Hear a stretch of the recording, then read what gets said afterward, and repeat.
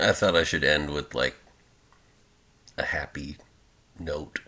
Just, this is one of a whole genre of jokes about a physicist, an engineer, and a mathematician. And they all kind of have the same theme. You'll pick up on. So there's this physicist who is in Vegas, and he's staying at this VIP suite with his wife, his wonderful, loving wife, because the next day he will be giving a presentation at this big, expensive, fancy, important conference.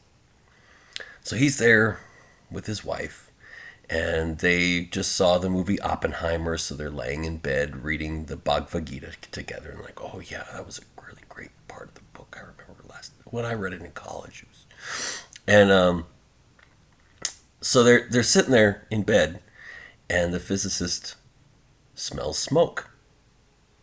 So he gets up and he looks around and he tests the door handle and he realizes it's not hot. So he opens the door to the hallway, and there on the beautiful patterned carpet of the MGM Grand VIP suite in the hallway, there's a small fire. So the physicist looks at it carefully, and he goes into the bathroom and gets one of those plastic cups with the decoration on it, and he fills it up with exactly the right amount of water.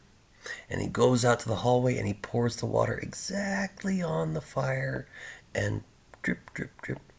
The last few drips put the last of the embers out. Job complete. He goes to bed.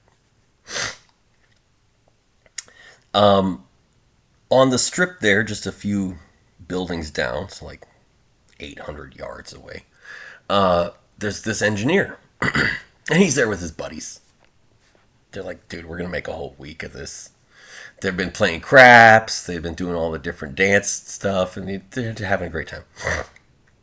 And so he finally stumbles, half unconscious, back to his room. He's about to shit himself, and he's about to fall asleep in bed when he smells smoke, and that's like a trauma trigger for him.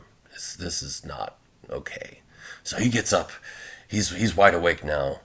The drunk wore off, and he's looking around. He's like, okay, if there's smoke, I know what to do.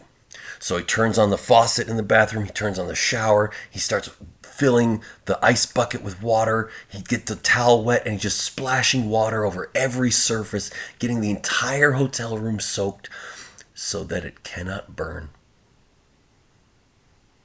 And then he goes to bed.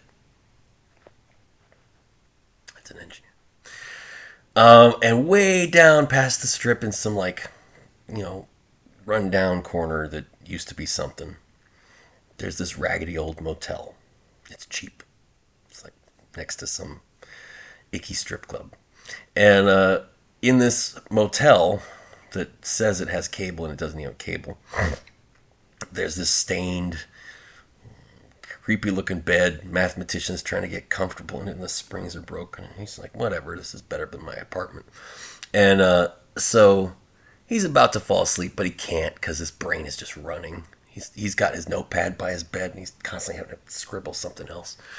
I don't want to turn the lights on, so I'm just going to kind of write how I think it. Hopefully I'll read it in the morning. Okay, and he smells smoke. And he just kind of bumbles out of bed, opens the door, sees there's a fire. He says, water would put that out.